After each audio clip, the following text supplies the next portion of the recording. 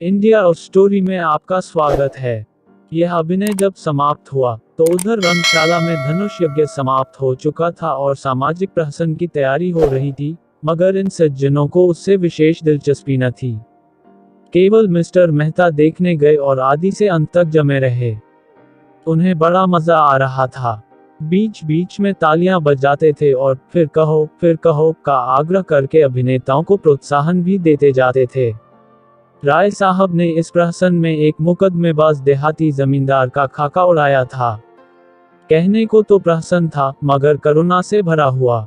नायक का बात बात में कानून की धाराओं का उल्लेख करना, पत्नी पर केवल इसलिए मुकदमा दायर कर देना कि उसने भोजन तैयार करने में जरा सी देर कर दी, फिर वकीलों के नखरे और देहाती गवाहों की चालाकियां और झांसे, पहले गवाही के लिए चटपट तैयार हो जाना, मगर इजलास पर तलबी के समय खूब मनावन कराना और नाना प्रकार के फरमाइशें करके उल्लू बनाना, ये सभी दृश्य देखकर लोग हंसी के मारे लौटे जाते थे।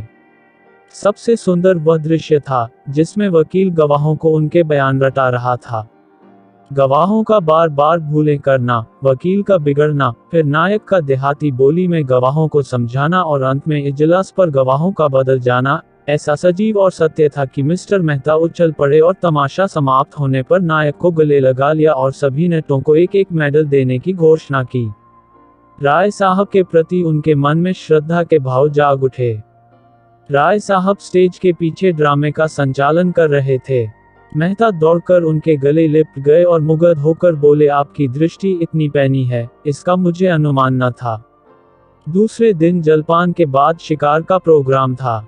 वहीं किसी नदी के तट पर बाग में भोजन बने, खूब जल कतीड़ा की जाए और शाम को लोग घर आया। देहाती जीवन का आनंद उठाया जाए। जिन मेहमानों को विशेष काम था, वह तो विदा हो गए, केवल वे ही लोग बच रहे जिनकी राय साहब से घनिष्ठता थी। मिसेस खन्ना के सिर में दर्द था, न जा सकी, और संपादक जी इस मंडली से जले हुए थे और इनके विरुद्ध एक लेखमाला निकालकर इनकी खबर लेने के विचार में मग्न थे। सब के सब छटे हुए गुंडे हैं, हराम के पैसे उड़ाते हैं और मूंछों पर ताव देते हैं। दुनिया में क्या हो रहा है, इन्हें क्या खबर। इनके पड़ोस में कौन मर रहा है, इन्हें क्या परवाह। इन्हें तो अपने भोग विलास से काम है। यह मेहता, जो फिलासफर बना फिरता है, उसे यही धुन है कि जीवन को संपूर्ण बनाओ। महीने में 1000 मार लेते हो, तुम्हें अख्तियार है, जीवन को संपूर्ण बनाओ या परिपूर्ण बनाओ।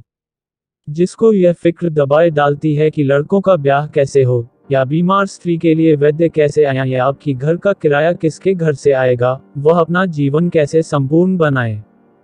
छूटे सांड बने दूसरों के खेत में मुंह मारते फिरते हो और समझते हो संसार में सब सुखी हैं। तुम्हारी आंखें तब खुलेंगी जब क्रांति होगी और तुमसे कहा जाएगा, बच्चा, खेत में चलकर हल जोतो। तब देखें तुम्हारा जीवन कैसे संपूर्ण होता है।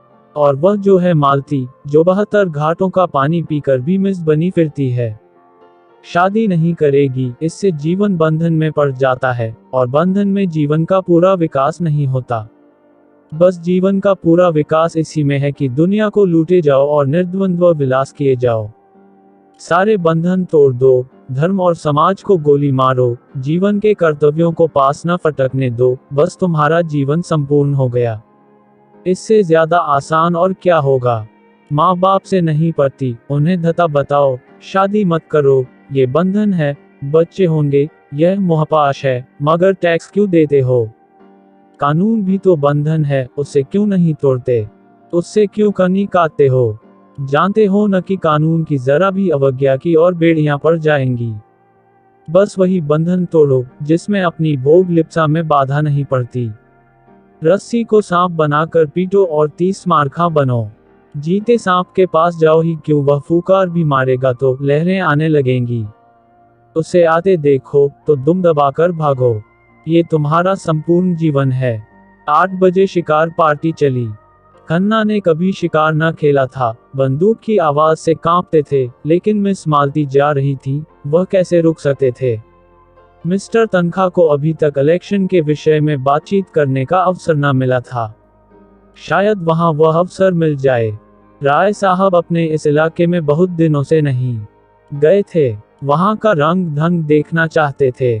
कभी कभी इलाके में आने जाने से आदमियों से एक संबंध भी हो जाता है और रोब भी रहता है। कारकुन और प्यादे भी सचेत रहते हैं। मिर्जा खुर्शीद को जीवन के नए अनुभव प्राप्त करने का शौक था, विशेषकर ऐसे जिनमें कुछ साहस दिखाना पड़े। मिस मालती अकेले